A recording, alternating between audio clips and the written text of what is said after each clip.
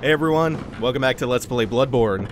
This is going to be a little bit weird because you're going to get two intros today because I totally forgot to record a very important cutscene on my other character, so I'm re-recording that on this one. So before we do anything, off camera, I grabbed the Blades of Mercy and Eileen's gear from her side quests. So we have the Beak Mask, Wood-carved mask of Evelynn the Crow, Hunter of Hunters.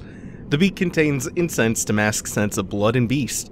Hunters of Hunters dress as crows to suggest sky burial. The first Hunter of Hunters came from a foreign land and gave the dead a virtuous native funeral ritual rather than impose a blasphemous Yharnam burial service upon them, with the hope that former compatriots might be returned to the skies and find rest in a hunter's dream. Not the hunter's dream, but a hunter's dream. And to be honest, I haven't entirely figured out what all this stuff about sky burial is all about. And then we have the Blades of Mercy, which is one of the oldest weapons of the workshop. It splits into two when activated. The weapon's warp blades are forged with Attire, a rare mineral of the heavens. Most effective in swift attacks, such as after a quick-stepping. Oh, I found a typo. After a quick-stepping. Also, Siderite. I feel like that name's familiar. I'm not sure from where. So we're back in the back of Yusefka's clinic. We got here using the hidden side path from the Forbidden Woods. This is where we originally picked up the Cainhurst summons. So we're finally going to be going there. So you pick the summons up here, and then we are going to head down to the Witch's Abode, the room where you fight the Witch of Hemwick. And we're back after doing a little bit of cutting. So yeah, you come to the Witch's Abode lantern, the room where you fight the Witch of Hemwick. And then you follow the path back down to the yard where you fought all of the big executioners. I've cleared the way ahead of time, and as you come down the path, you want to look off to the left for this giant obelisk and approach it for a cutscene.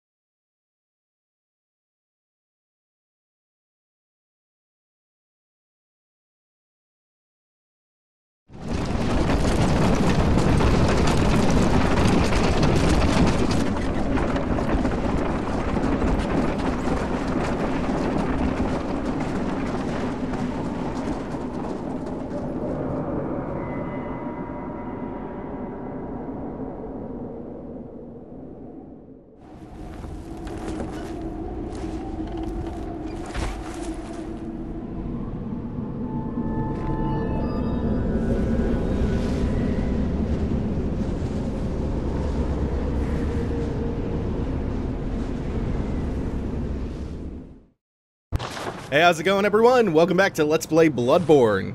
Today we're going to go through the Forsaken Castle, Cainhurst, and we got here via horse-drawn carriage. In a cutscene I'm going to have to re-record somehow, but here are the horses, frozen to death and decomposing somehow. Here's our carriage. I'm not sure how much time could have possibly passed. And here's the bridge we crossed, which is also strange because it's totally collapsed and fallen into the sea. And in the distance, we can see Hemwick, the Cathedral Ward, and the rest of Central Yharnam. But let's turn our attention forward to this magnificent castle. This place gives me the chills. I love this place. This is basically the Painted World. Like, not literally, but it's the Painted World. And I love these types of secrets. Like in Dark 1, you find the crow's nest that takes you back to the asylum. You go back to the cell where you start the game in, and you find the doll, and the doll lets you enter a painting to bring you to this gloomy winter wonderland. Here, you go back to the clinic, where you, room where you start the game. You find a summons. The summon brings you to a carriage at a different location, and that brings you to a gloomy winter wonderland. It's so good. Just drink all this detail in. This place is fucking amazing. Down here, God, I hate these worms. These worms are the worst enemies. But if I am really good with my rolls, I can get through that valley of snakes or worms or whatever they are, not taking damage. And I got the bloodstone, or the blood-tinged gemstone. And I'm even lucky enough to have one of these nasty... Two of them! Two! Fucking nice. Two of these nasty ticks, blood-sucking beasts fall off. So Full John's here. I don't really use the Blades of Mercy all that often, so... This is gonna be a learning experience. Love playing around with different weapons, though. That's kind of why this build is all over the place. So I can just use everything. It's working out really well, though. I love this dashing attack. Because it's just this really fast poke. Like, they're weak weapons, but they are incredibly fast. Damn, look at me. Let me go. Pop that tick. Uh-oh. I accidentally gestured using the motion controls. If you hold X down on the DualShock 4 and then move the controller around, the gyroscope in it can do gestures for you, which is actually pretty annoying. I wish I could turn that off. Okay, yeah, I guess I'll stick with the Blades of Mercy, which I upgraded a +6 going into this place. Yeah, I'll stick with the Blades of Mercy for the time being. Oh! Yeah, they have short hops and then they have a really long jumping attack. These things are pretty tough to fight. Because they, like you could see, they don't telegraph their attacks very much. And they like to try to back away from you to keep you in front of them, which is where they have... Like that, they're running away! It's not their bounding box, they're just trying to keep you in front of it. Oh, what are you doing? Shh. Like, if you can get around to their side or behind them, they have a very hard time hitting you. They have, like, this backwards mule kick that they can do if you're directly behind them, but if you're even slightly at an angle, they can't really hit you from behind. But once you're in front of them, they're fucking nightmares to deal with. And look at all these statues of, like, happy aristocrats and stuff. Lords and ladies and kings and queens and nobles and happy little babies. Some imagery we haven't really seen up to this point in the game. Statues are normally, like, hunched over in monstrous forms, crying, weeping, agonized. This is a courtyard just full of aristocrats, though. Not beasts, just normal people. And yet, we have giant blood-sucking ticks with distended, blood-filled bellies roaming the courtyard. Yeah, just keep around behind them. These blades strike so fast. This is a really fun weapon to use. It's weak as all hell, just in terms of damage output, but it makes up for the low damage output in other ways. It's actually pretty high DPS. It's just strike for strike, the damage is low. But because you strike so fast with them, it's actually pretty decent DPS. But you can just see how much more damage, like on a per strike basis, even the Kirk Hammer in its sword form does. Did I just get insight? I thought that I saw the little blue aura effect. And then we got, what, one more? Just you? I'm not sure if I can backstab these. Okay. should be good right here. Is it... Oh, shit! Its belly's too distended for it to move. It's too bloated. It can't attack me. Oh, wow. Look at all that blood. Blood for the blood god. Gone like 15 episodes without making that joke so far. Now the courtyard's entirely cleared. We got all the numbing mist inside. Numbing mist is an item, lore-wise, that originates in Cainhurst, I believe. Oh, I just got chill up my spine. I love this place so much. This is honestly one of my favorite levels in the whole game. A little chevalier furiously wiping the floor down. Ah, there you are. We got ghostesses. They are pretty resilient, too. God, that X-Slash is so good. The Blades of Mercy is a pretty fun moveset. Still, I think my favorite moveset on it's the dash attack, though. And it's got a very quick charge attack. Okay, we'll switch over to the Kirk Hammer, though, because this will take care of them pretty quickly. I think they might be weak to blunt damage, even. And then in this chest, we are going to get a new weapon called the Reiterpallasch, which is something like, Reiter is like horse rider, Pallasch, I can't remember what that means. I think it's like longsword or broadsword.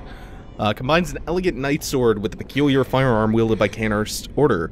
The old nobles, longtime imbibers of blood, are no strangers to the sanguine plague, and the disposal of beasts was a discreet task left to their servants, or knights as they were called for the sake of appearances.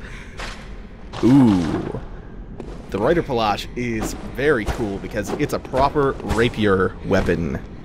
And it is a rapier which, like the saw spear, or the rifle spear, there we go, doubles as a gun. It's a rapier that doubles as a gun, which means you can kind of do this old western thing of dual-wielding pistols.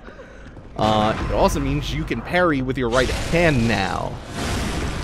Fun trick that I found out watching Marcus is because Bone Marrow Ash is always applied to your left-handed weapon, you can go Cannon Reiterpallasch and buff the cannon and parry with the Reiterpallasch and shoot the cannon for double its normal damage on top of the Bone Marrow buff instead of doing a visceral attack, because in that knockdown state following a parry, your next attack does double damage.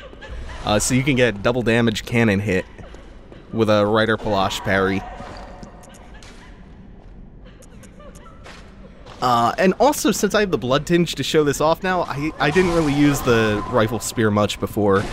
But this thing is a pretty tremendous moveset. It's got a really unbelievable range, especially in this transformed state.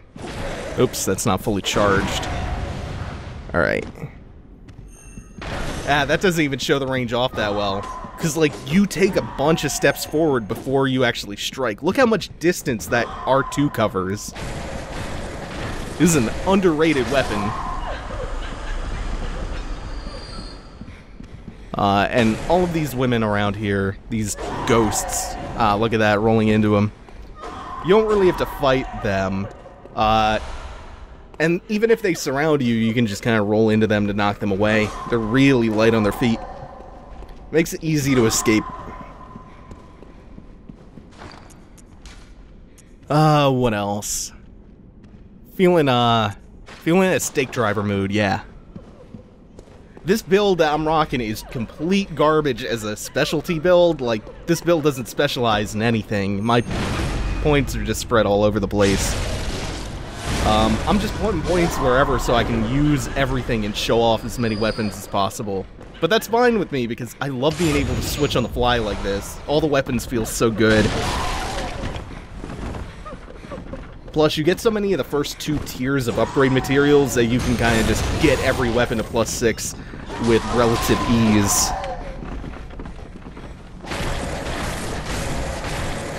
Yeah. And then in this chest, we find a lot of chests here in Cainhurst. We find a noble dress. I don't think the description on this is too terribly interesting, but the dress itself, finely tailored Bordeaux dress, worn by the nobles of the old bloodline that traces back to the forsaken castle Cainhurst. Okay, so that is a little bit interesting. It's the dress that the nobles wear. But if you actually put it on and take a look at it, looks kind of familiar, right? That's because this is the dress that Ariana, Lady of Pleasure, the prostitute back in Erden Chapel that we rescued from the cathedral ward, that's the same dress that she wears. So I'm thinking she was probably a Cainhurst noble who escaped all of the executioners who ran up in here. And the description on Blood Vial that she gives you even kind of alludes to that, where it says that her blood is similar to that which was once forbidden. And remember, the whole deal with Cainhurst is that the Cainhurst Order of the Vilebloods was founded when a scholar from Bergenworth took the forbidden old blood back to the castle. Is this gonna reach? Yo, it did! That's my favorite attack to land in the game. The loaded up, stake driver. Finally figured out how that worked, by the way. I've been really stupid about it. Like, it releases the stake driver. It releases the stake in the stake driver whenever you fire that off, and transforms it when the R2 hits back to this form. So every time you want to do that big R2, you have to transform it back, because you're loading the stake into the weapon and then firing it off and reloading it. I didn't quite understand how that worked before.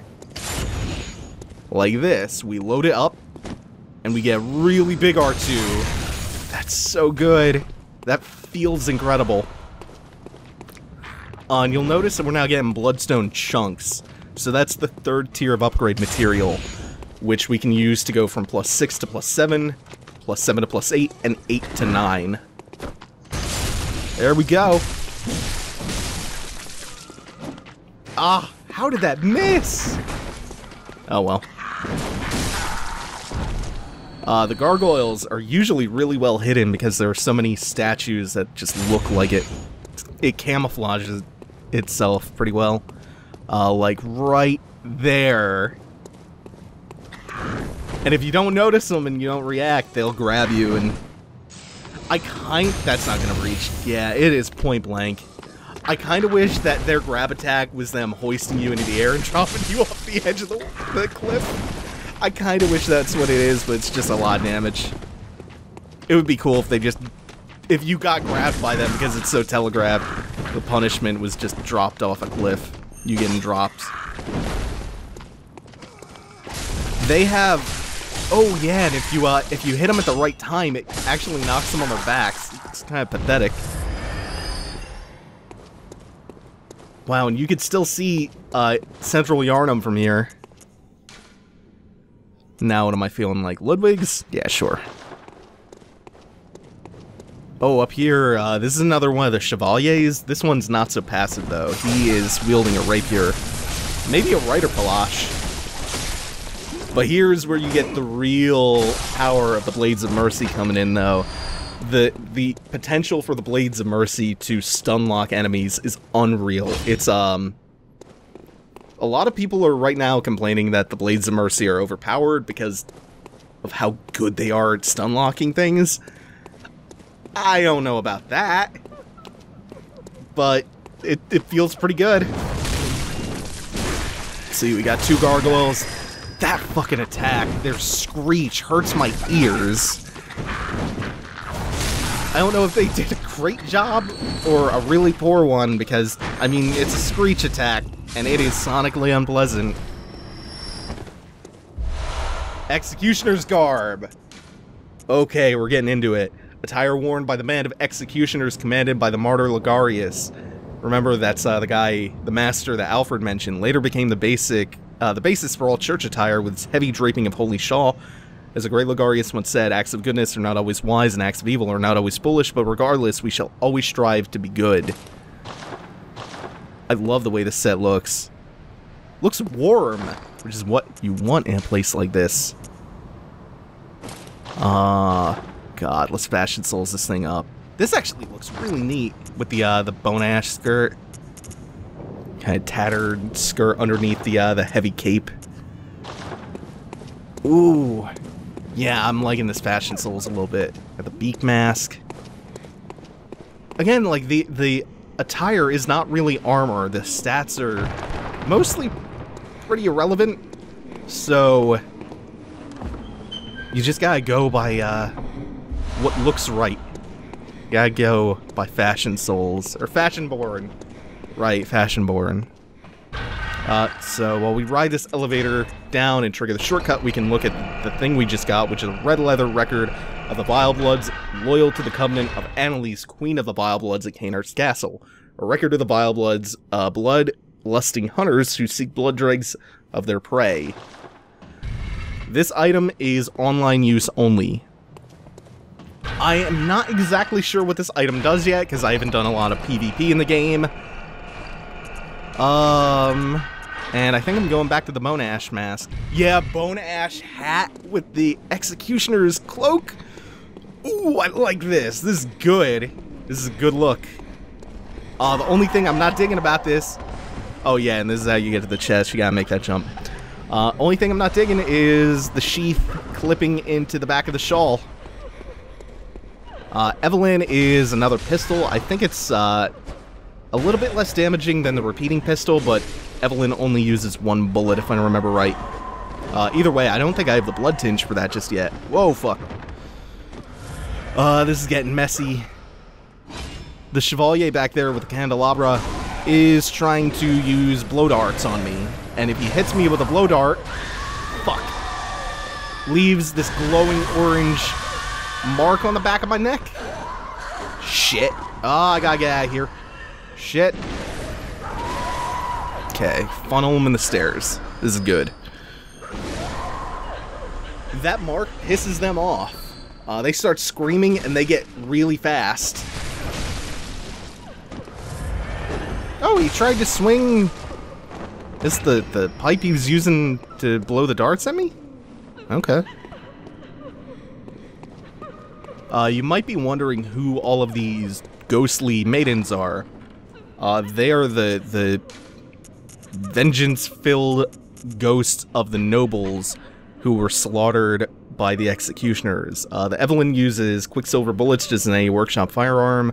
Cainhurst variant relies more on blood tinge, lovingly named after a woman and graced with an intricate design. Evelynns were adored by Cainhurst knights. A special pistol. Very nice, ornate pistol, too. Oh, which note was that? Was that the sobbing one I left in front of, the little girl's window? Can't remember which notes I've left. There's not too much going on this upper floor, except it looks awesome, like a way better version of the Duke's Archives. Got Chevalier scrumming away. And bloodstone chunks. This dude has a rapier, so not taking chances with you.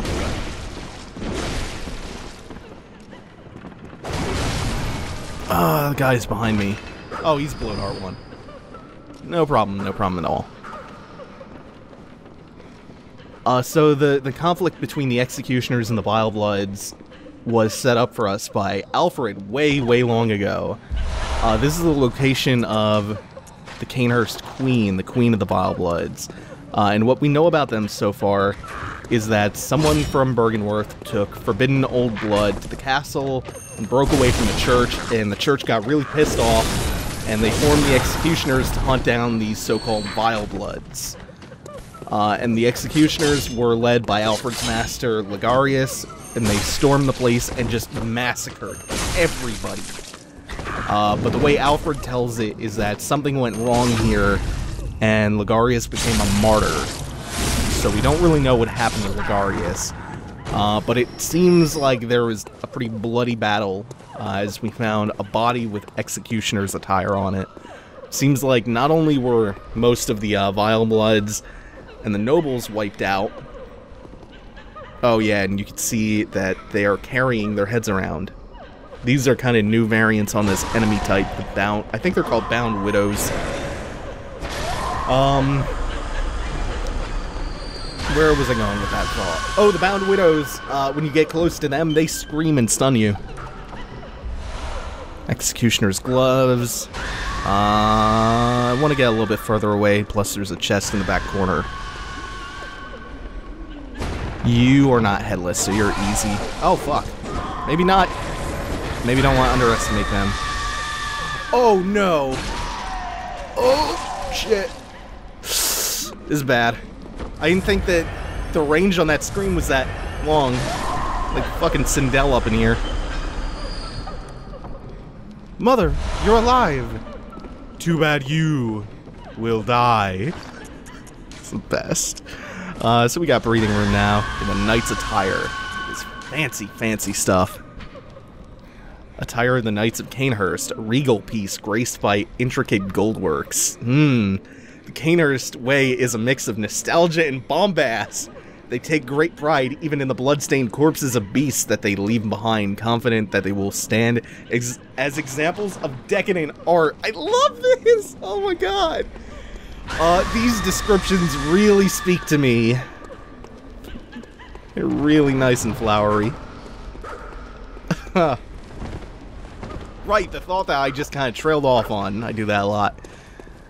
Not only did most of the Vilebloods and the nobles of Cainhurst seem to have been killed by the Executioner massacre, the Executioners themselves seem to have been killed. Don't get fooled by this fucking gargoyle. He is gonna drop down as soon as you pick up the Kin Cold Blood 10. But it gives you plenty of time to backstab him.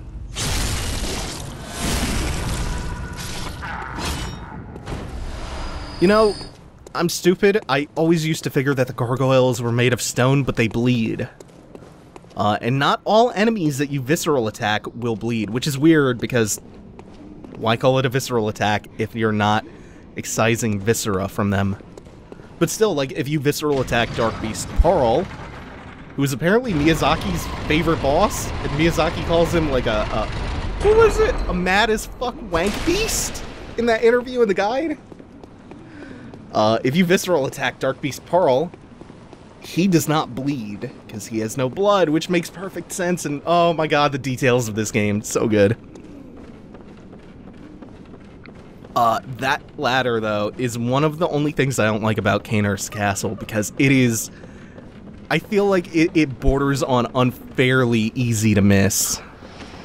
It's really, like, it's not easy to tell that when you open up that bookcase shortcut, that there's a ladder built into the side of the bookcase that you're revealing. You just gotta look for it, though. You can actually see it before you get to that shortcut from the second floor. If you looked over, you could actually see the ladder built into the bookcase. But it's a hard thing to notice, so I imagine some people are gonna get stuck there. Oh, wait a minute. Before we go upstairs, I forgot there's actually a chest on this side. This is such a cool, different location from where we've been so far. Warm Blood Gemstone. What? Oh, I think that's health regeneration. Maybe I should check that out. Where are you? Tempering Blood Gemstones. That was warm, right? A warm Blood Gemstone. We got a bunch of these so far that I haven't really taken the time to look through. So we get stuff like physical attack up, increases stamina cost from, oh yeah, that one was, I was just looking at, was cursed. Up here we get the Blood Gemstone rarity, which is the rating. The higher the rating, the higher the number next to it, the better the quality usually, and the shape of it. I didn't point this out, but different weapons have different imprints for different shapes of gemstones. I still think the system for naming things is terrible. Like, we got whatever Blood Gemstone 3 in parentheses, and it's confusing, especially for the Cold Blood, when it's like Kin Cold Blood parentheses 10.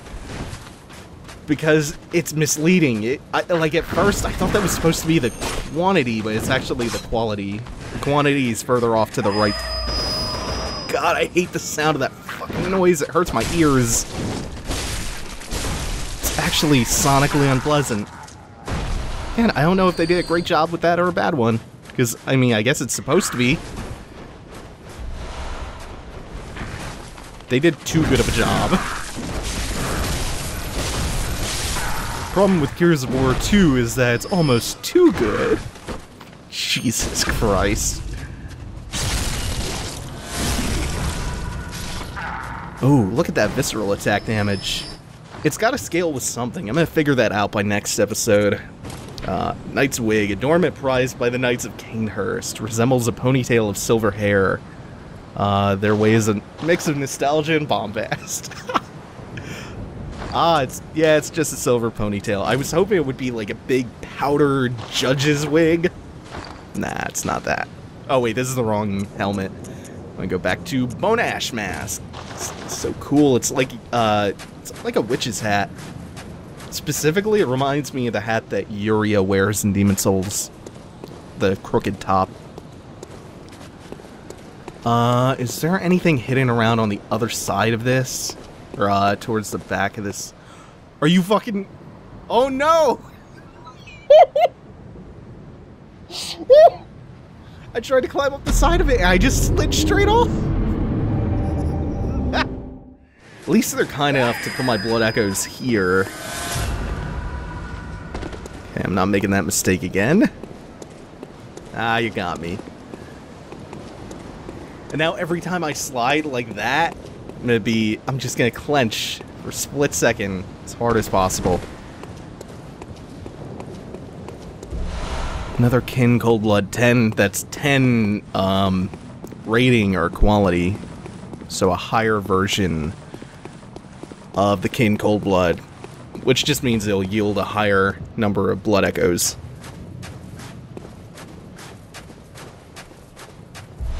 This roof is the best, and that is clearly an archway leading out to a boss arena. So yeah, we get to fight a super cool boss up in a super cool arena on top of a snowy roof. Which we'll have to do in a second because I'm cashing in these souls. So see you in a sec. Okay, it's time to see what kind of boss is waiting.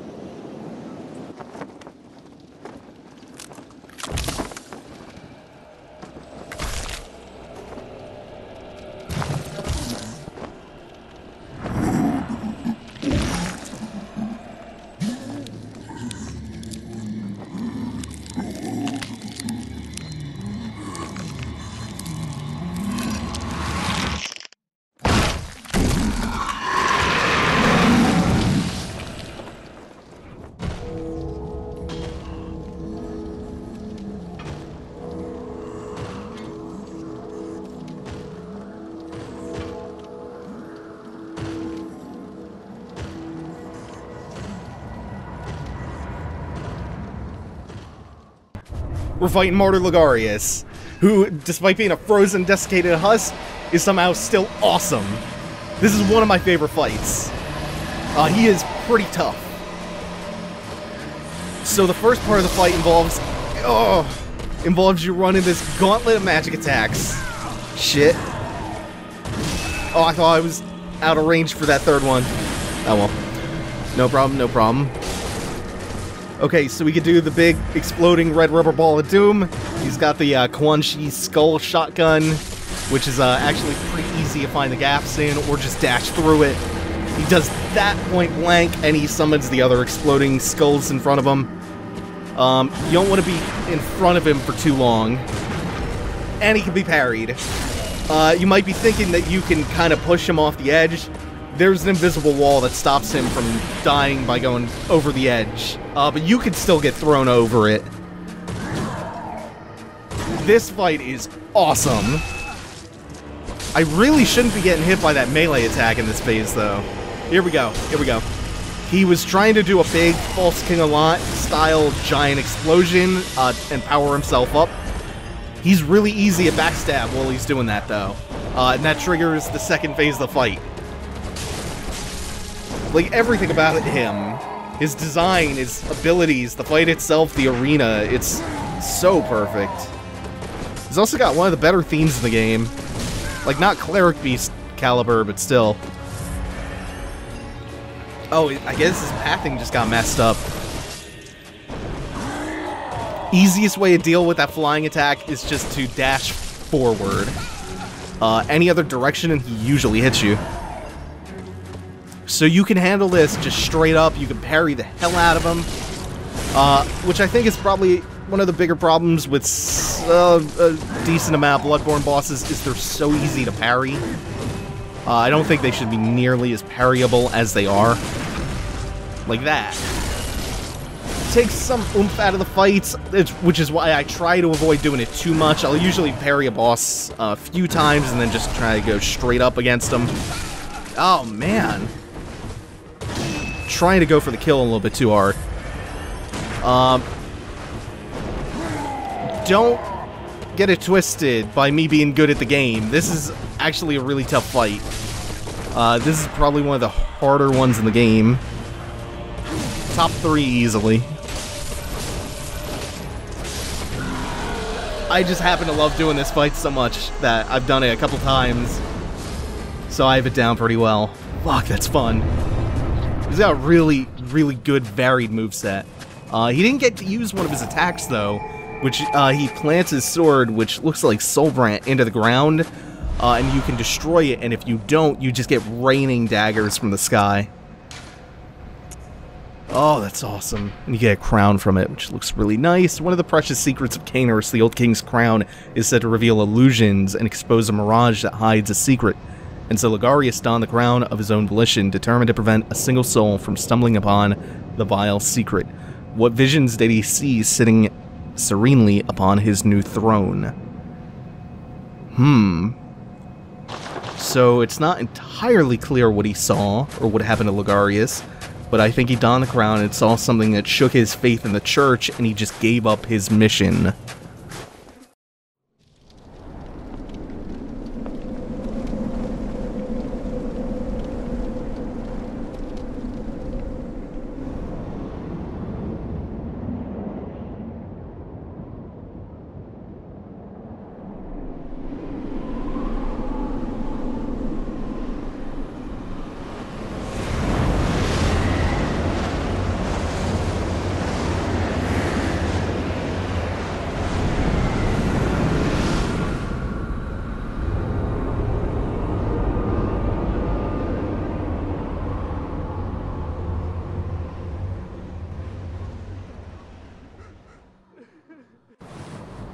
This is something that's really easy to miss.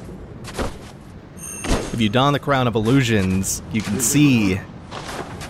You know what? That's a pretty good message, actually. I'm gonna go back and praise that as fine. What a fine message.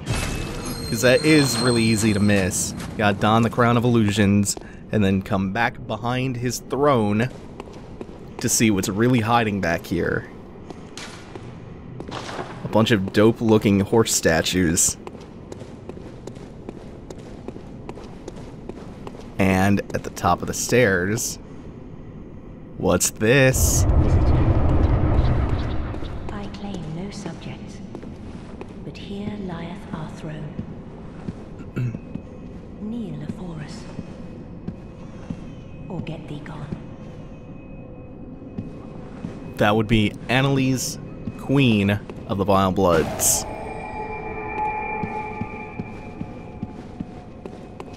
And over here, we get an unopened Cainhurst summons, much like the one that brought us here in the first place. You'll see why you get this in a second. An old sealed summons, like the first of its kind, it's an invitation to Cainhurst, but for whom it's unknown as it lacks an addressee. We're gonna give that to someone. But first, we're gonna talk a little bit to Annalise. Oh right, I forgot to put my monocular back on. Now we're gonna talk to her.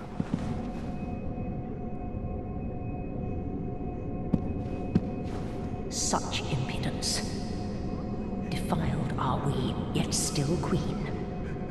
We shall not give audience to an ill-mannered beast. No? Shall not give audience to an ill-mannered She refuses to talk to you. Get thee gone. She gave us a command when we walked into her chamber, and it was to kneel before her, which you do in this circle of candles in front of her throne. Visitor. Moon-scented hunter. I am Annalise, Queen of Castle Cainhurst. Ruler of the Vilebloods, and sworn enemy of the Church. Yet our people are murdered, and we are prisoner to this wretched mask. What is it thou art in search of? Well, well. An odd hunter thou art indeed. We've tired of these piteous nights.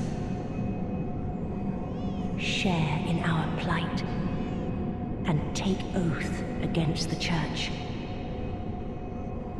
If thou wouldst this path walk, I prithee, partake of my rotted blood. Very well. Drink deep of our blood. Feel the spreading corruption burn.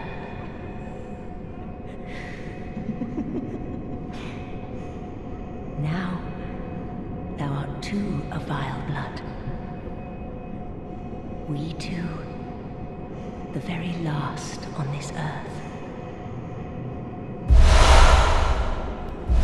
So we've now joined the Vilebloods. We have no blood dregs to offer her. We await thy return, for the honor of Cainhurst. Queen Annie is an immortal vampire. Just throwing that out there. Let's take a look at the oath rune we got. Corruption. Several runes contain a nuance of blood, including the rune of corruption associated with the oath of the corrupt. Pledgers to this oath are Cainhurst Vilebloods, hunters of blood, who find dregs for their queen in cold blood, particularly in that of hunters. Yet the corrupt are heretics in the eyes of the Church, and thus subject to the wrath of the executioners. This tells you a little bit about the PvP online interplay between those two covenants. And we're going to be heading back to join the executioners as well and play on both sides after we take a look at the badge that we also got. We're going to give that unopened summons to Alfred. Cainhurst badge. Badge of the Royal Guards of Cainhurst, loyal guardians of the Vileblood Queen Annalise. The Vilebloods are hunters of blood and hunt prey as they search for blood dregs. The hunter joins them is faced with a decision to merely borrow their strength or to become one of them, heart and soul. It's got the same sigil on it as the one on the floor in the surrounded by the circle of candles, the two lions. So back to Alfred by the Forbidden Woods entrance.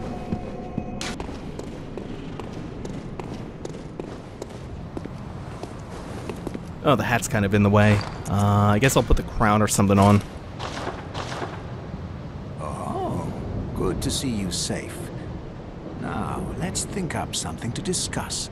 Just tell me what piques your interest. Alright. And you can just give him the unopened summons now. Aha! Is that the sigil of Cainhurst?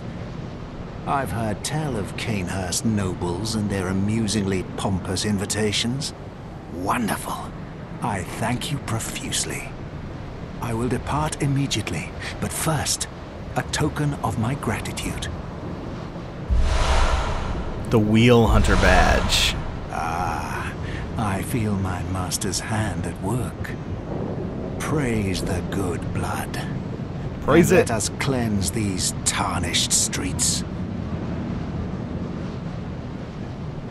It has been an honor. Let us cleanse these and...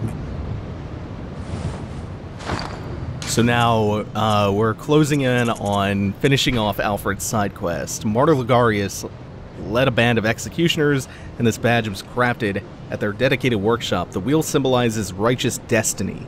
Their workshop was a secretive enclave of mystical beliefs and heady fanaticism which served as the backbone of the Executioner's unique brand of justice. Fanaticism is right. Alfred, the first thing he told us is that he knew not much about the Healing Church, and yet he's so dedicated to hating the Vilebloods. Look, I've done it. I've done it. Smashed and pounded and grounded this rotten siren into fleshy pink pulp. There, you filthy monstrosity. What good's your immortality now?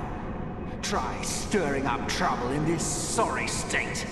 All mangled and twisted, with every inside on the outside for all the world to see.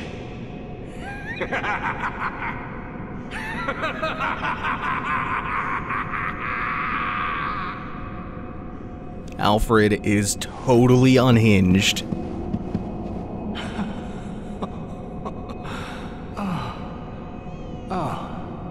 You, is it? Look at this. Thanks to you, I've done it. Well, isn't it wonderful? Now Master can be canonized as a true martyr. I've done it. I have.